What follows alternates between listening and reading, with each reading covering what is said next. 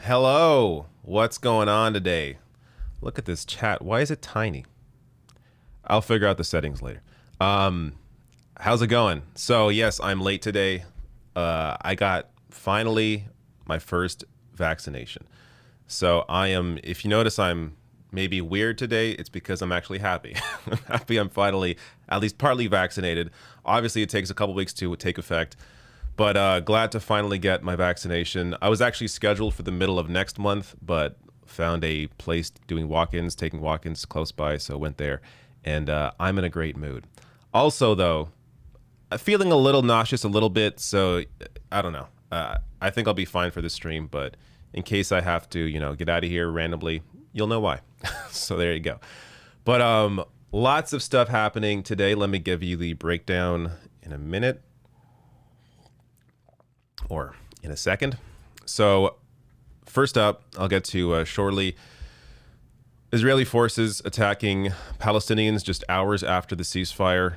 Also, I'll discuss Chris Cuomo's apology for advising his brother and my thoughts on that. Also, report claiming that Biden snubbed Meghan McCain. I'll get to what that's all about. And also, one of my friends on Fox News, I'll show you who that is and what happened. So a lot of good stuff today. I'm weirded out by the small text on screen, but anyway, Streamlabs can be weird and I'll figure that stuff out later. But let me start Well, what am I even doing? It's been a week, or it's been 2 weeks. I didn't stream last week, so I feel slightly out of it. Of course, if you want to support the show, therationalnational.com/join. That's the Patreon page. There's also links below the video to help support the show. Streamlabs, PayPal, joining on YouTube. Many ways to help the show. But there you go. All right. Let me grab some chats here. So I saw just random chats, and also, of course, I'll take super chats throughout the stream as well once those come in. But let me just grab some of your normie chats here. Hi from Scotland. Oh, hello, Charcoal. How's it going? Who else? Lawn Gnomes, of course, a regular. Winston, hello. Jumping in as a one of the mods. What else is going on here? Any questions? Any comments? Congratulations. Thank you. Thank you so much. You don't know how happy I am to get, to get vaccinated. You really don't. It completely turned my mood around today. I got Pfizer. So someone asked Pfizer, Moderna. I got the Pfizer. All right. Let me start this.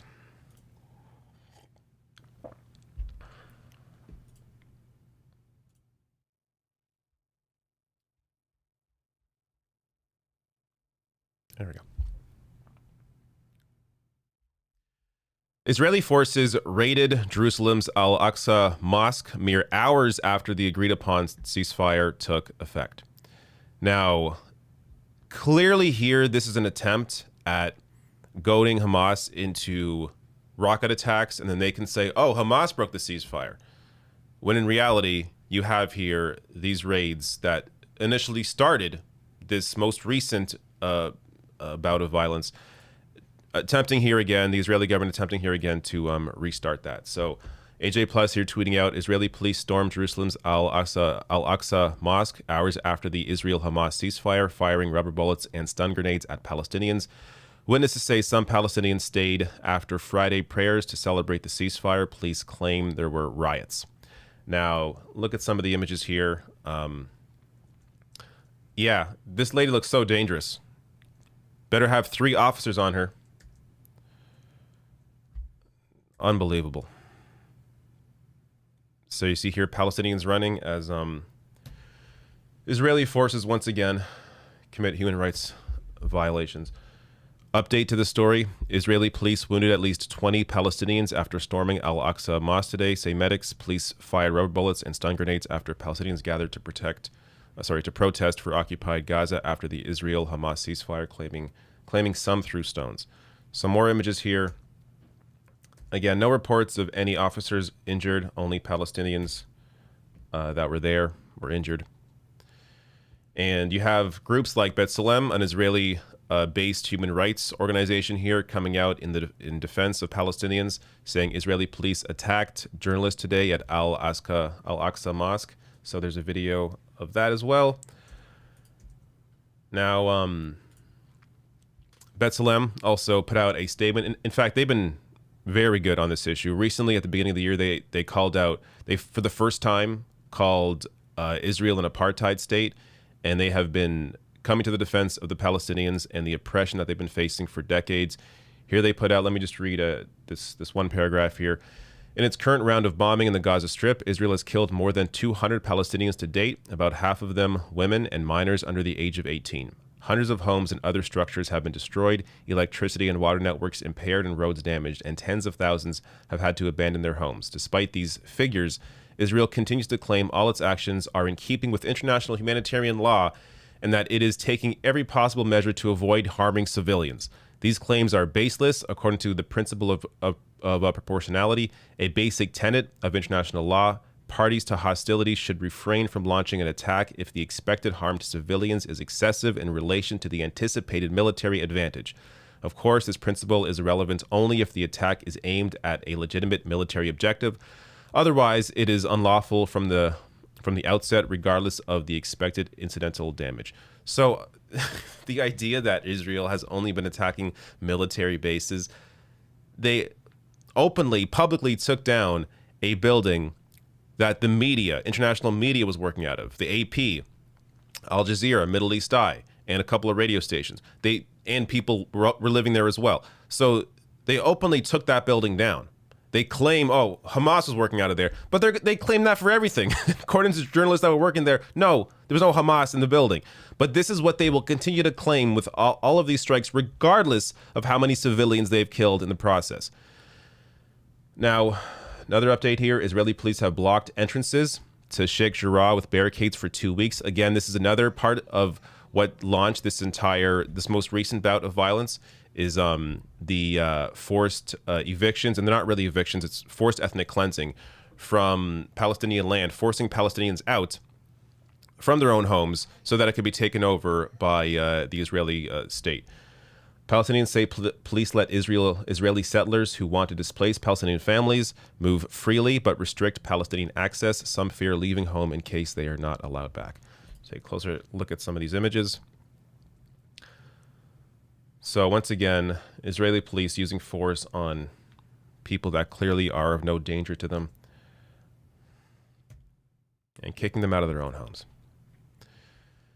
Now, some of the reported damage to occupied Gaza's infrastructure after 11 days of Israeli airstrikes includes over 200 residential blocks destroyed, over 50 schools damaged, 9 main power lines cut, 24 health facilities destroyed, water system damage affecting 800,000 people, and the death toll in terms of civilians, I believe it's around 263. Last I saw, a lot of that children, and compared to 12 Israelis who were killed from Hamas rocket attacks. Now, I just want to give you some hope here, because the world sucks, and you see a crisis like what's been going on, and of course it can bring you down, but also recognize that the tide is turning. And we have seen protests like this. This is in Houston. Protesters have gathered in front, I'll just play this as I'm talking. Protesters have gathered in front of the Israeli embassy in Houston to support Palestine. 7 of Israel's 9 embassies across the U.S. have drawn protests against illegal occupation. HPD is here now hastily placing fencing to keep people off the road. Look at the crowd here. This is in Houston. Massive crowd. Maybe hard to see from your screen. Now I'm blocking it, but there you go. It's behind me. There is a crowd there. I assure you. Here you go. So you have here the public learning and recognizing and changing, and public perception on this issue has evolved to understand what the crisis actually is. And you've seen now in polling, most people coming to the defense of Palestinians and being critical of this right-wing extremist Israeli government. You also have Jewish groups like B'Tselem, a human rights organization, but even Jewish employee groups at Google, for example. Google employees urge firm to support Palestinians. So this is how you can tell the entire conversation is changing. When you even have, a massive group, I believe this is 250 Jewish employees at Google, coming out to basically defend Palestinians. Yeah, 250 coming out to defend Palestinians and speak out against a extremist right-wing Israeli government. And you have several cases of this happening, as well as the media shifting their coverage of this issue. I have a number of videos, or 1 or 2 videos on that, showing you MSNBC, showing you Fox News, Geraldo Rivera on Fox News, multiple appearances now on Fox News defending Palestinians, educating people, Fox News viewers, on the reality of Gaza. So you have here a true shift in mainstream coverage of this issue, and because of that, I think largely because of that, it is changing the minds of the vast majority of people as well. I just want to end on this tweet that I found really fantastic. So Ahmed Abu's Nade here tweeted out, ceasefire. Okay, now cease colonialism, cease apartheid, cease blockades, cease segregation, cease blocking the right of return of refugees, cease home demolitions, cease displacement. Until then, it's a temporary ceasefire and full-time cease peace. There you go. Okay.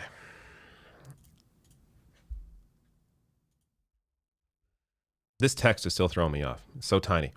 I must have changed the setting. I didn't realize I did it. But I'm going to prep this next story. First, though, I got some super chats. One of them is cut off, so typical YouTube fashion. Let me open up a different tab to read these chats. I'm not sure why I don't always have this prepped, but I never do.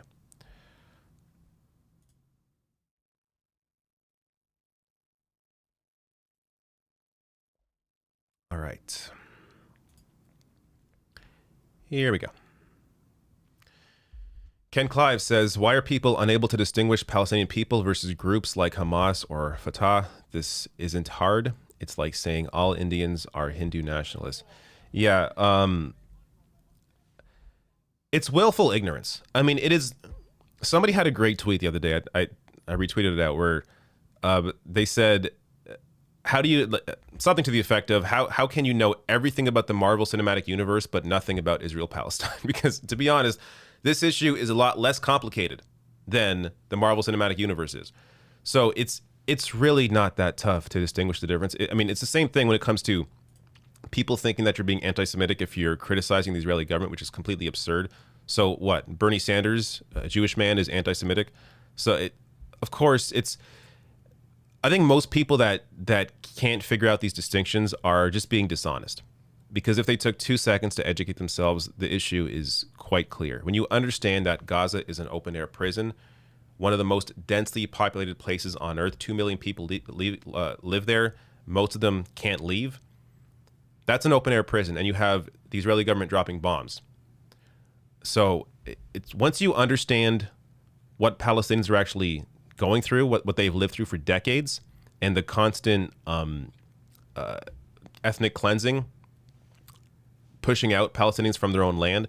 I mean, this issue really is not complicated, at least not in the way that some of the press try to make it out to be. Junior McGrath says, what are your thoughts that America has a huge supply of COVID-19 vaccines but almost no demand now? As an American who's been fully inoculated for a month, seeing other countries, example India, struggling is depressing. Yeah, I don't have the answers for that.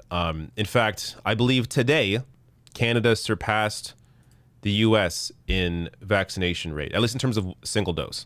So our approach since the beginning of vaccinations has been to space the vaccines out by 4 months.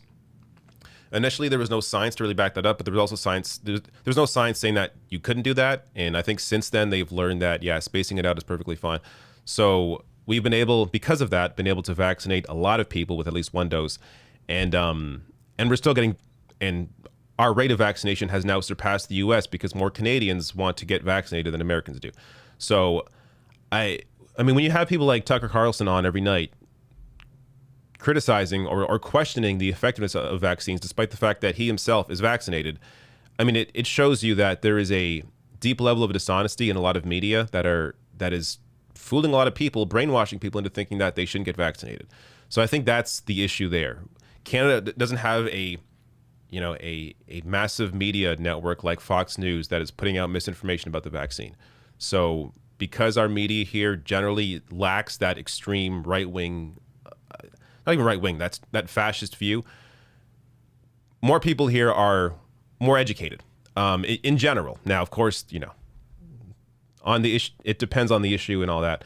But when it comes to taking these vaccines, yeah, I think I'm not sure what America can do right now, but clearly, I think Biden just sent 20 million vaccines out, I believe, to India or internationally to COVAX, which sends out those vaccines to other countries. So maybe you'll see more of a ramp up in terms of the U.S. exporting some of these vaccinations. But I don't know how you can convince someone to get vaccinated who doesn't want to. I think that's an uphill battle. Rhino Wiki says, do you think Nina Turner will be more forceful in challenging incremental changes or follow the capitulation the Justice Dems have generally done? Do you think Nina Turner will be more forceful in challenging incremental changes or follow the capitulation the Justice Dems have generally done? I'm not even sure. I don't know if I really agree with capitulation of Justice Democrats. They haven't used their power in the way that can, if that's what you mean, I do agree with you there. They have the ability to band together to reject, say, a bill that Biden wants and say, hey, we're not going to support this until you improve this bill or pass, a wage increase or whatever their goal in that moment would be. So yeah, they can use their power better. At the same time, I think Nina's going to be a fighter. And if anything, I think she's going to be a leading voice for that group and hopefully help them to go in the right direction and be willing to challenge their peers more than they've been willing to do so far. So, a big part of the issue is the human nature of it, where, and this is not to excuse it, it's just to explain it, where once you start working with people, it's harder to work against them when they are your peers, when you know them personally. This is why I think it's not wise for people in the media to have close relationships with lawmakers.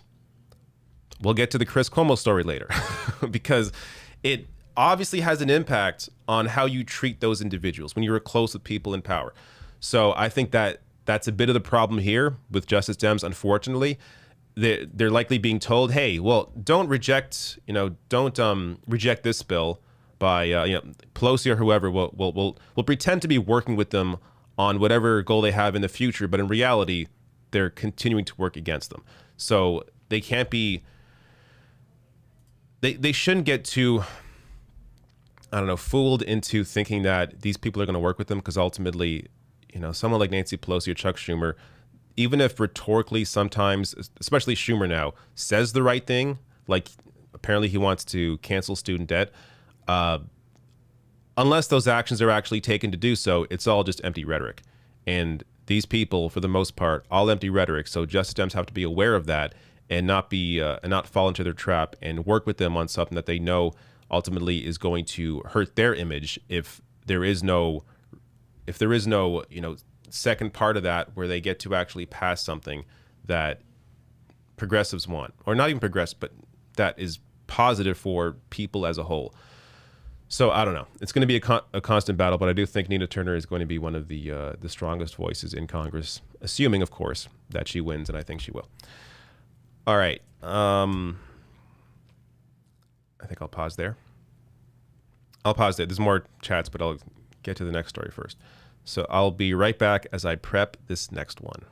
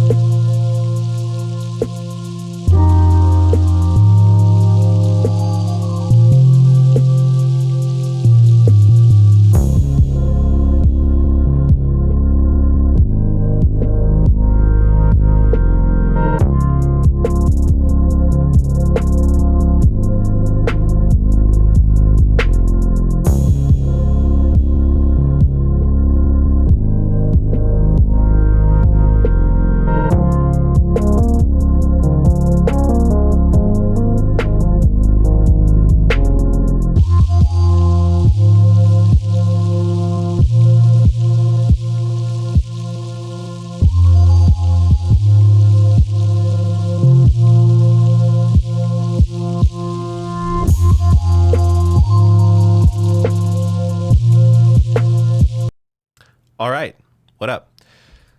Back for this next story on Chris Cuomo. How about it? CNN host Chris Cuomo apologized for advising his brother Andrew Cuomo, the governor of New York, following allegations of Andrew Cuomo's harassment. Now, I'll get to my thoughts on this entire story, but first I want to play for you Chris Cuomo's apology.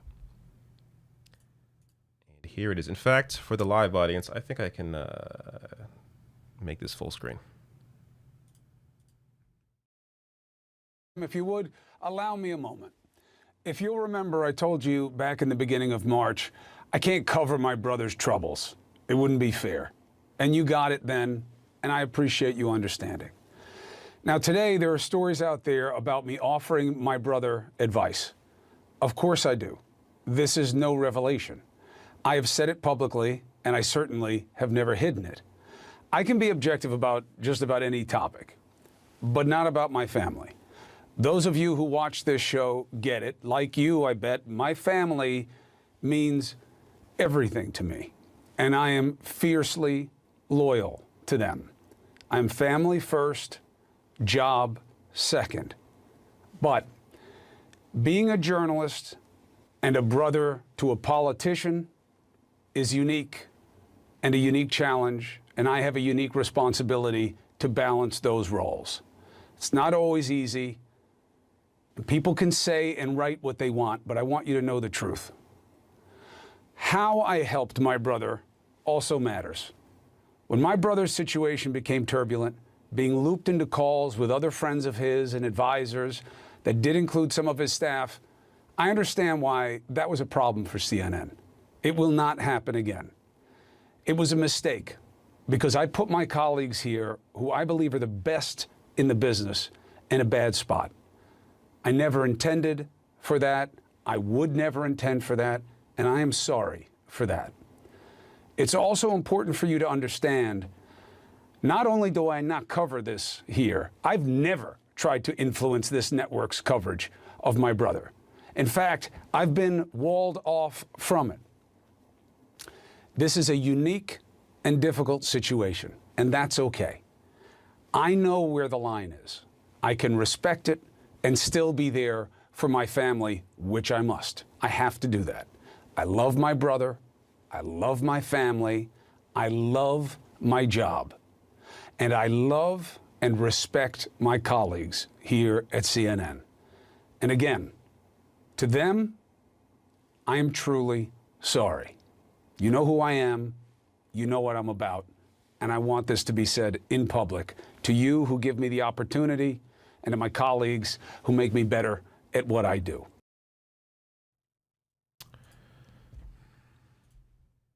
All right. Now, first of all, that apology was fine. Whatever. And also, of course, Chris Cuomo was advising his brother. That story really shouldn't be surprising. I mean, that's what you get when you have a political dynasty. Of course, they're brothers. You think they didn't talk about politics? Of course they did. So that should have been obvious before. The real issue here, Chris Cuomo here says he emphasized this. He never tried to influence CNN's coverage of his brother. Yet he had on his brother multiple times during the beginning of COVID, the first 9 months or so, praising him for his COVID response, despite the fact that I'll get to later, Andrew Cuomo was hiding the reality of New York's COVID response. But I want to show you some examples of I covered this back in March, some of the examples of Andrew Cuomo appearing on Chris Cuomo's show. June's a big month for us, right? We got Mom and Pop's anniversary on the 5th. We got Pop's birthday on the 15th.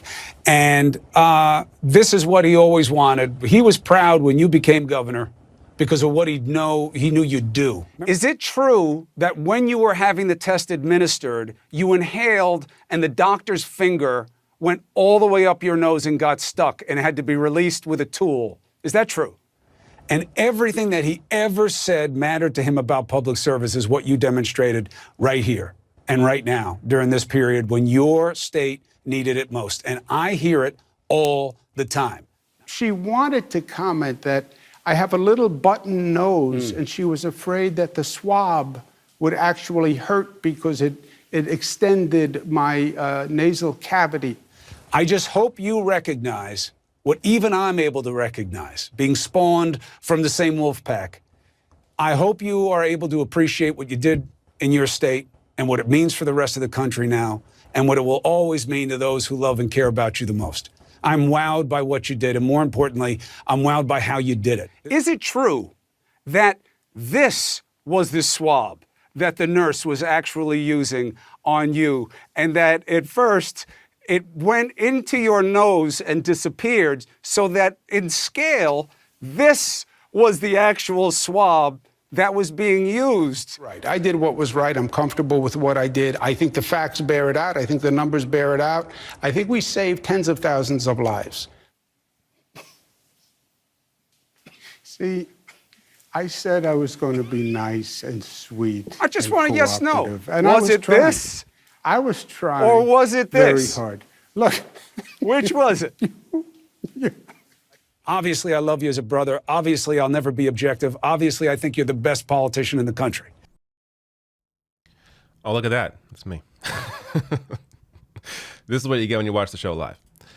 All right. Yeah. So clearly, lots of fawning coverage of his brother throughout the COVID pandemic. The idea that he didn't try to influence CNN's coverage of his brother, you just saw that. I mean, some of these clips I found funny. That isn't to say this is good. That's to say that's a problem. When you are normalizing your brother as more of a human being, as opposed to looking at this guy as somebody who is serving the people and being critical of him because of that, then that's a problem. So by having this kind of coverage, it's human nature to all of a sudden find Andrew Cuomo more likable during these segments because they're joking around, they're having a good time. And that's a problem.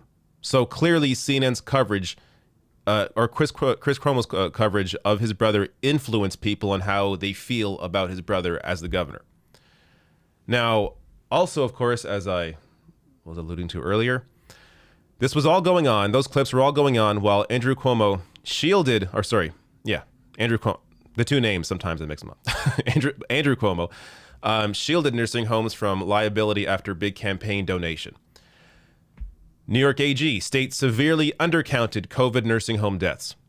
So while all of this was going on, Chris Cuomo had on his brother multiple times, joking around, having a good time, calling him the best politician in the world. Now, I guess to Chris Cuomo's credit, he said he's biased, or he's biased in that regard. Yeah, but still, you can say that on air. That is not going to really change anything. You were still having him on and giving him a ton of praise while doing so. So the real issue here is that he never should have been on the show. Now, do I think Chris Cuomo should be fired over this? No. I mean, the real reason to get rid of Chris Cuomo is because he is related to Andrew Cuomo. I mean, that would be the reason to get rid of him, or because he had on his brother before and was giving all that coverage that I just showed you. So that would be more of a reason to fire him, but not just now, because of the report that he was advising his brother. Because of course he was advising his brother. That shouldn't be a surprise to anybody. But it's worth mentioning here what CNN does find a fireable offense. CNN fired Mark Lamont Hill for daring to tell the truth. The Israeli occupation is a brutal attack on Palestinians' basic human rights. Mark Lamont Hill was fired for discussing this. So, according to CNN, praising your brother, a prominent lawmaker, on air several times, not a fireable offense, but standing up for human rights, yes, apparently that is a fireable offense. All right. Let me grab some more chats, and then we'll get to the next story. I'm actually feeling pretty good. Still feeling high off that first vaccine dose. So happy. So happy. All right. Where did I stop last time? Radzoso says, hey, David, thank you for providing links to donation sites in one of your videos. I donated to UNRWA. Awesome. Yeah, they do fantastic work. I played a clip from the director of UNRWA yesterday in a video. And essentially they help Gazans. They rebuild, help to rebuild Gaza. And as I discussed earlier, there's a lot of rebuilding that now needs to be done. Laura Shin says, I have family in Quebec and they are getting their cover shots quite far apart. Is that happening for you? Hello from Texas. Yeah, so Canada is spacing out vaccines or vaccinations 4 months apart. So, and science now backs that up. There's nothing wrong with that. Actually, apparently, if you wait longer than 2 weeks, I don't want to say too much because this is all from memory. But I remember reading a study that discussed I think it's like a month out from the first vaccine, you're actually more protected, and you don't need the second dose right away. So the science now backs it up, which is why we've continued to space out vaccinations by 4 months. So yes, so my next one is probably sometime in September. So that's how it is. Laura Shin says, I have family. Oh, I just read that. Sean is a Cubs fan, says, my Irish ancestry makes me sympathize with the Palestinians given the similarities between them and their struggles. Also, criticism of Israel doesn't equal condemnation of the Jewish people. Yeah, of course. As I discussed earlier, there's no conflation there. Criticizing a right-wing Israeli government, that doesn't make you anti-Semitic. It's completely ridiculous to think so. But thank you, Sean, for your super chat. All right. Prepping the next story.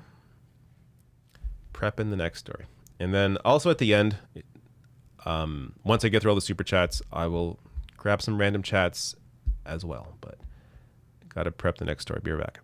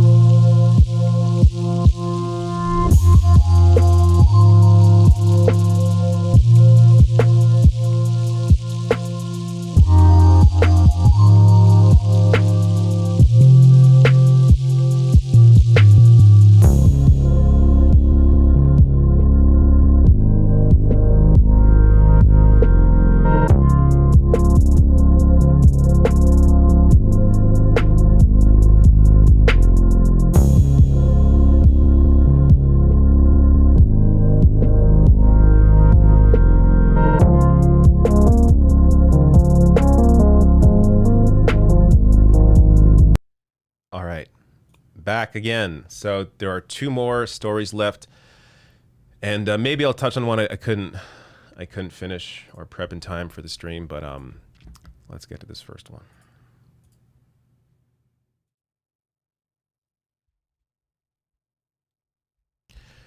A new report in Politico claims the Biden administration snubbed View host Meghan McCain. Now, this is over a claim that they passed over her for vaccine outreach in favor of Whoopi Goldberg. So first, let me get to some of the details here from Politico, and then I'll get to potentially the big reason for the snub. But first, this from Politico. With a vast number of Republicans still not vaccinated, you'd think the White House would accept all the help it can get from celebrities and influencers who speak to that demographic. But when McCain, the conservative co-host of ABC's daytime ratings driver The View, personally reached out to offer her help, she got crickets in response. Yet her co-host Goldberg was treated to a private briefing with the White House to go over vaccination messaging and talking points for the show. McCain, we're told, didn't hear back from the White House after offering to get vaccinated on air alongside her brother Jimmy McCain. She wanted to be in sync with the Biden administration on its vaccination efforts before airing such a segment. Now, first, let me just comment on this part of it. Who the hell would ever go to Meghan McCain for outreach on anything? So I'm not sure people should realize this. Meghan McCain is not popular with anybody. She isn't popular with the left. She isn't popular with the right. Nobody likes her. Meghan McCain only ever goes viral because she's an idiot, and it's very entertaining to watch a car wreck. So that the idea that the White House would want to reach out to Meghan McCain to convince conservatives to get vaccinated? Who is this constituency? So I have a feeling here that Meghan McCain is the one here that leaked this story, because only Meghan McCain would think that she's popular enough to be able to convince people to get vaccinated. So the whole idea of using her in the first place is completely ridiculous. But now we have a response here from the White House, and potentially the real reason why Meghan McCain was not involved. So McCain's outreach came in early March, and the White House did respond through Meghan McCain's representative to say that she was not eligible for the vaccine. But crucially, the White House told The View that they would be happy to include McCain once she became eligible. So this is likely the reason why she was snubbed. Not because they didn't like her, not because they realized that she's a ridiculous person to use for outreach, but because she actually wasn't eligible for the vaccine, and it wouldn't make sense to vaccinate somebody who's not eligible, but because they're a celebrity, they get vaccinated. Wouldn't make any sense. So that's why they passed over her. And the White House here saying, quote, "Of course we want conservatives to get vaccinated," one White House source told me. And while they welcomed McCain's eventual participation, the source pointed out that local messengers are much more effective than celebrities, even former President Donald Trump. And when it comes to influencing Republicans, it's fair to say that Meghan McCain is no Donald Trump. Exactly right. If Donald Trump came out a couple months ago and advised his followers to get vaccinated, even Donald Trump, and if he can't convince them, then Meghan McCain is definitely not going to convince conservative voters to get vaccinated.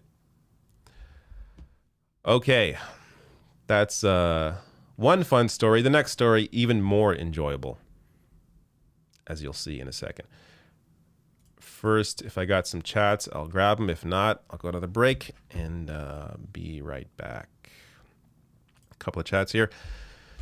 Nick says, "I really appreciate your videos. Keep up your healthy approach to politics." Thank you, Nick, and thank you for big donations. I normally don't look at the number because I don't want to play favorites here, but thank you. Thank you, Nick. Law Gnome says, "On a scale of good idea to I learned this from Fox News, what do you think about the CDC?" Let me read this again. "On a scale of good idea to I learned this from Fox News, what do you think about the CDC that if fully vaxxed, you don't need a mask in most places? I've already seen stores not enforcing them." I'm glad you asked. I did not cover the story. I could have, but it passed me by. I think it's dumb. Why? How can you possibly trust people to tell the truth? Someone could walk in and say, "Yeah, I'm vaxxed," and they're not. So I don't know why they would advise that. A horrible idea. I'm hearing places already having issues with this. I guess, stores could ask for proof. Assuming, I'm not sure, do Americans get I was vaxxed cards? I think they do. But I guess there's some kind of, maybe there's a way to prove it. But I think it would have made more sense to wait and encourage people to get to, the 75% mark, so that once about 70 to 80% of you are vaccinated, then we can finally open up and not worry about masks. I think it would have made sense to use that as sort of the carrot, as, hey, we will recommend that you take the mask off once we get to this percentage of vaccinated people. But it doesn't make sense to preemptively tell people to not wear the mask if you're vaccinated when you can't trust people to tell the truth. So yeah, I honestly don't know why they said that. I think their purpose or their goal there was to try and encourage people to get vaccinated, and then basically saying, hey, if you get vaccinated, then you can take the mask off. But people that aren't going to get vaccinated, all they heard was, hey, I can pretend I got vaccinated and take the mask off. So I don't know why they push that idea. All right. Going to prep the next story, and I will be right back.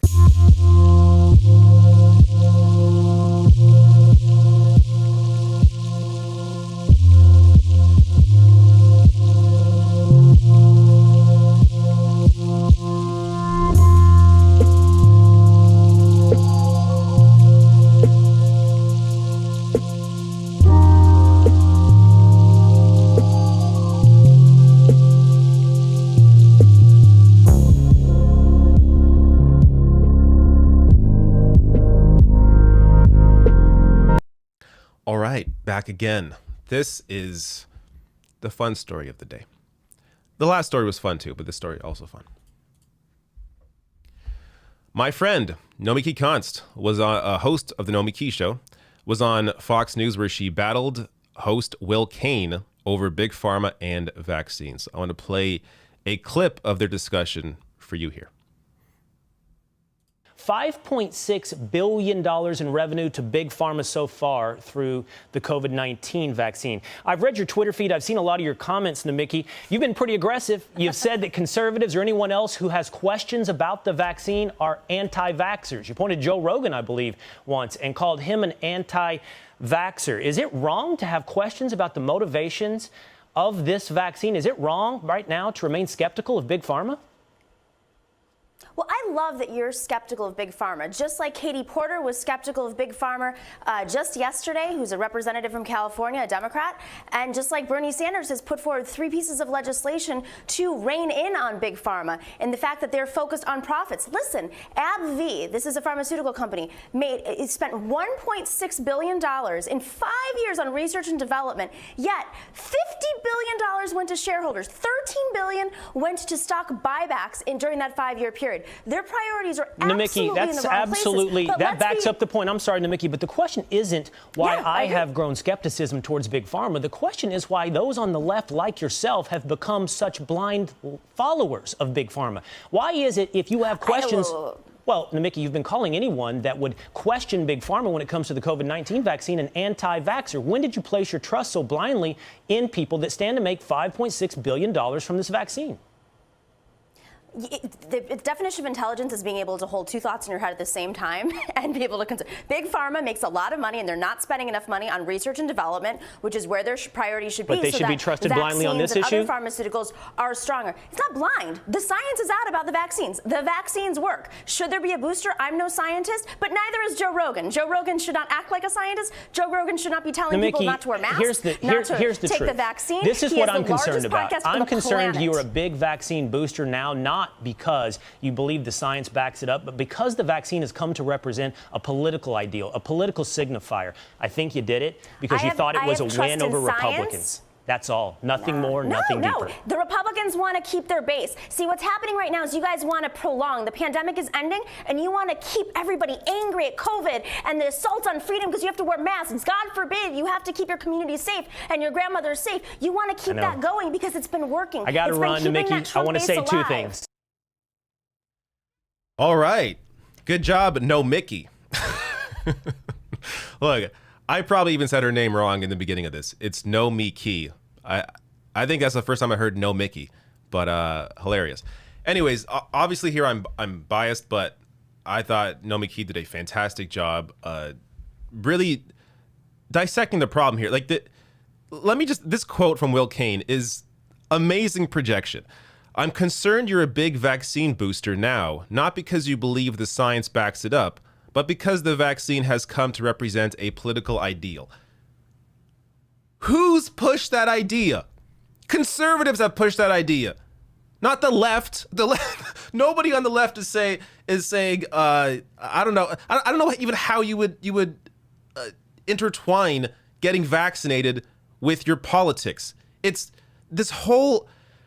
Especially if you know any anti-vaxxers, which I do, they're not the one I know is not conservative, and many are yoga kombucha kind of people, and nothing. I'm into natural healing. I'm not against that stuff. In fact, I've used some of it myself, but I'm also a believer in science, and I'm a believer in vaccines, and I'm a believer in the obvious data coming out showing where people are vaccinated in the U.S. As vaccines have increased, cases have come down. It's obvious. Also in Israel, same thing. Ton of vaccinations out, cases came down. So I'm a believer in data, in science, but the idea that it's a political position to be pro-vaccine is so completely insane, and obviously here he's projecting. Now, there's also, at the heart of all of this, there's, yes, a healthy skepticism of Big Pharma. So the idea that Big Pharma, making all this money off these vaccines, yeah, that's a problem. And guess what? If you're angry about that, then you should want to decommodify healthcare. You should want to get capitalism out of healthcare. But of course, a conservative is not going to back that idea. So they're just angry about Big Pharma making money while having no actual critique of the system that led them to make that kind of money off the vaccines. Now, the people that, not conservatives, but the people that have a real skepticism of the healthcare industry of Big Pharma and have led that to vaccines, there's an underlying point that they have there in terms of the idea that doctors, overprescribe pills, don't focus enough on health and wellness. This is an issue in the healthcare industry. But to then extend that to everything, to then extend that to vaccine science, there's no connection there. And obviously, look around the world, who's vaccinated, it's helped bring the numbers down. So it's fine to be skeptical of a system that is so based in money, where you have healthcare executives making millions and millions and millions. Of course, yes, be skeptical of that. Want to decommodify healthcare, get the profit motive completely out of healthcare. That should be a desire of everyone. But you can't extend that skepticism to everything when it comes to healthcare and science.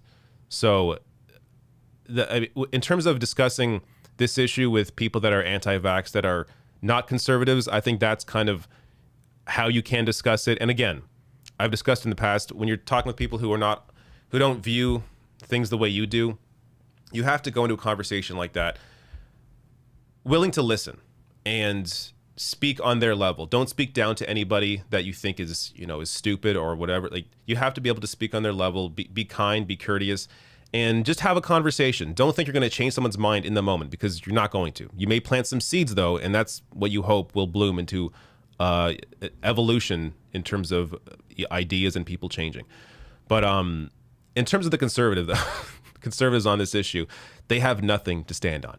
They're not against money in healthcare, yet they're against the vaccine. I don't even understand their thought process. But again, it goes back to them connecting it to a political ideal, because that is absolutely not how the left has viewed this issue. Okay. We are done on the stories today, so I'll grab some rando chats. I may bring up the story I didn't do. In fact, first I want to play this before I grab any chats. I just found this. I'm not even trying to describe it, but this. Caption here, I don't know if I've ever felt so nauseated by a video. So this is a Postmates robot in the wild. There's a homeless man on the street, and it just... When we are in a society that has robots riding around the sidewalk, we've invested so much into technology and getting to the point where you have robots delivering packages, but you can't figure out how to house the homeless. So anyways, that's my only commentary on this, but it really is, I agree, a nauseating video. Now, let me grab some chats. If there's no super chats, then I'll just grab some random chats, and that'll be that. Also, hopefully, I'm back again this weekend on Resident Evil. I know I'm behind the curve now. At this point, I think everyone's beaten the game, but I have not. So I will jump back in where I left off 2 weeks ago on Twitch on Sunday. So, or maybe even earlier. That's why you got to follow me on Twitch to find out. Link is below the video on YouTube. Follow me on Twitch. But where was I? Did I miss one? Here we go. Junie McGrath, I don't think I read this. Junie McGrath says, again, big supporter. Junie, Lawn Gnomes, thank you. Sean, I think I've seen you before as well. Laura, I think I've seen you. Nick, maybe as well. Radzoso, of course. Ryan, Ken Clive. A lot of these same names come back. Thank you so much for the ongoing support every week. You guys are awesome. Junie here saying, thoughts on the Trump sycophant who's running against Liz Cheney admit that he impregnated a 14-year-old when he was 18. I miss the cute Jesus look. Quite a difference here in one sentence to the next. But Yeah, I didn't read. I just saw that headline. What you just told me.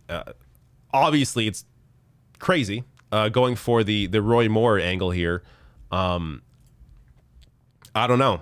I mean, we saw how close Roy Moore got to the Senate, so got to keep an eye on that race, I guess. And that isn't to defend Liz Cheney, who obviously is horrible on every issue.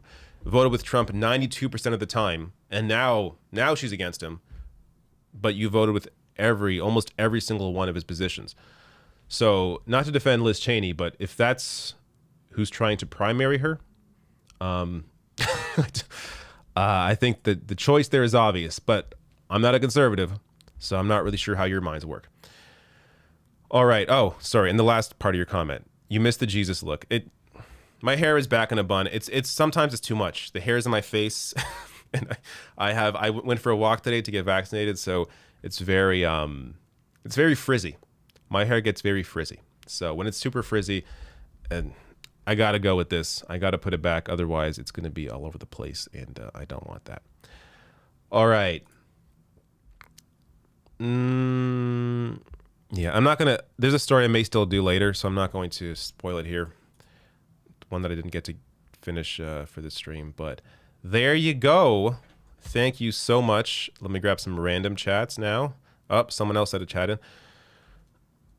Paprika said, would someone who has been vaccinated against everything but hasn't gotten the COVID vaccine be considered anti-vax? Would someone who has been vaccinated against everything but hasn't gotten the COVID vaccine be considered anti-vax if they show the slightest hesitation? I'm kind of biased in my opinion, but to each their own.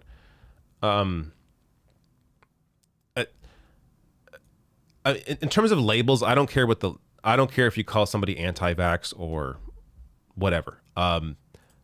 So I think that's a personal decision. If you want to call someone anti-vax who's been vaccinated before, I guess they're not anti-vax. But my question would be, what is their reasoning for not getting the vaccine?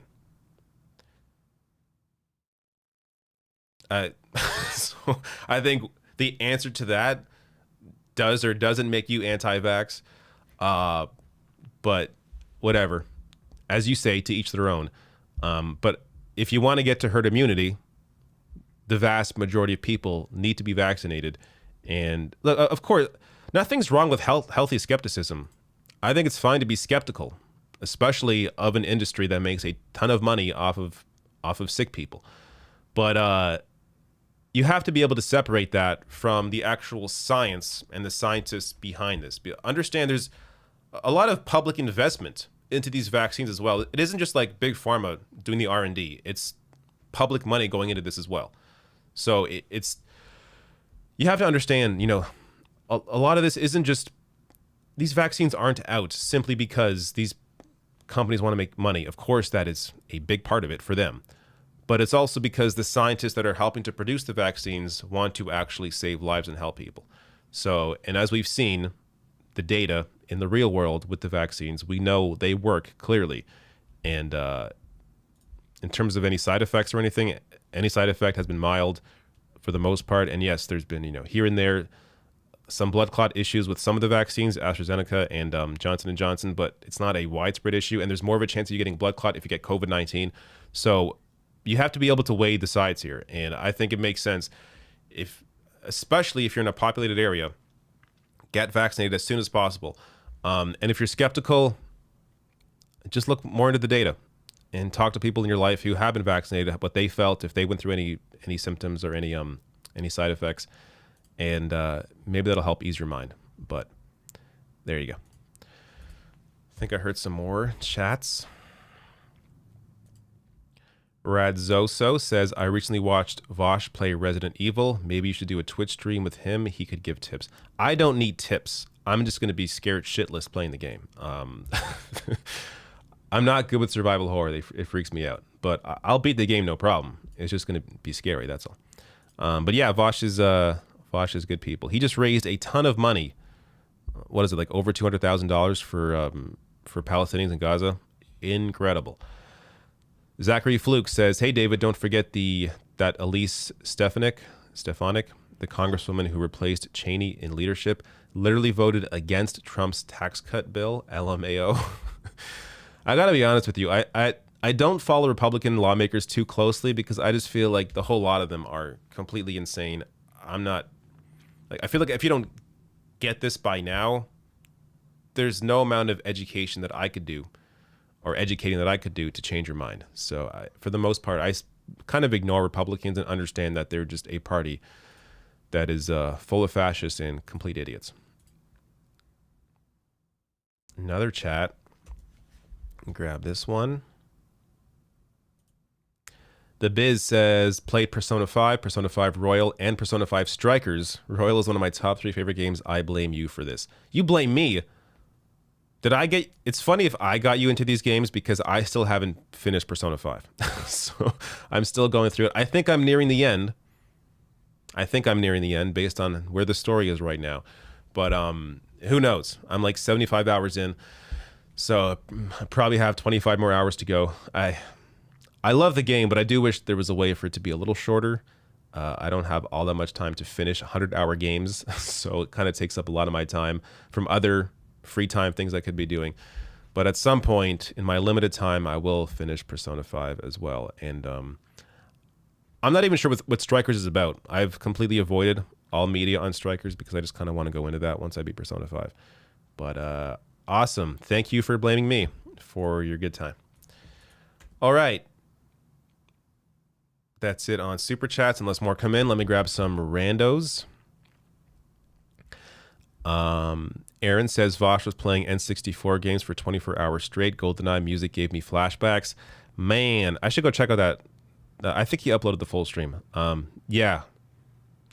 GoldenEye definitely would have given me flashbacks as well. I played a lot of GoldenEye back in the day. Perfect Dark as well. Loved Perfect Dark. Super Smash, of course. Mario Kart, of course. N64. Fantastic console. Even though at the time it was losing badly to PlayStation, but whatever. They're both great. Vaudry says anti-vaxxers have fake doctors holding fake scrums and fake research articles. It's all bogus, but someone with money is trying to make it look convincing. That's a great point. I covered this. I forget now. I covered some story. I covered too many stories, but I covered some story a couple weeks ago where I discussed how the people that are pushing this anti-vax stuff, guess what? They have their own stores on their websites selling their own products. Of course. So they'll say, oh, don't take the vaccine. Go buy my herbal tea on my site. That's going to help you. So it's the people pushing that crap, of course, is all to make money. Now, look, they'll come back and say, well, Big Pharma making a ton of money off the vaccine, so they're also doing it for money. Fine, you can make that argument, but also look at the results. Look at who's been vaccinated, where they've been vaccinated, Israel, the US, and how COVID numbers have dropped. So you can't ignore the obvious data of people no longer getting COVID after getting the vaccine.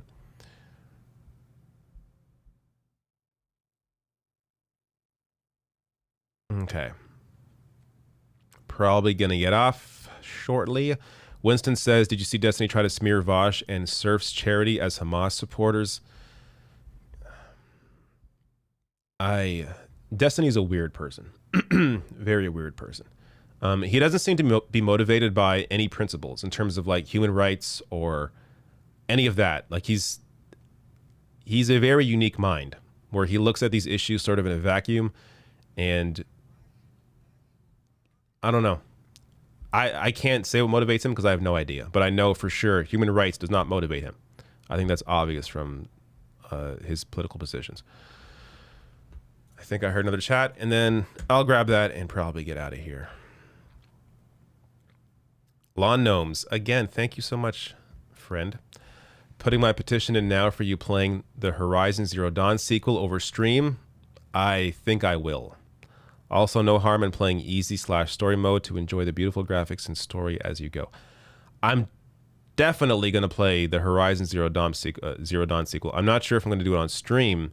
See, this is the issue with PS5 games. I have a tiny monitor here, and this is the issue as well with Resident Evil, or streaming these games, is I want to play it on a nice television in my living room. On a monitor, not so much. That said, I guess I could stream from my living room, but that may interrupt, my family, and I don't know if I really want to do that. And also, because I have a family now, I can't spend too much time streaming games. So I kind of just play games whenever I have a little free time, when the baby's sleeping. So that kind of ruins any ability I have to stream this stuff for any amount of time. All right, we're good. Thank you all for showing up this week once again, and all the support in the Super Chats. You're all amazing. Thank you so much.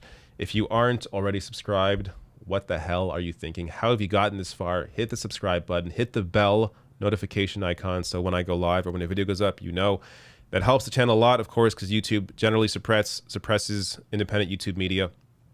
So hitting the bell icon helps to keep our videos getting those views and spreading knowledge. So thank you so much. One last chat here, since it just caught my eye. Tiger Lily says, my hubby and I just beat the village. I couldn't play it alone. I hear that. All right. Thank you all so much, and see you this weekend on Twitch, and see you next Friday on here. Goodbye.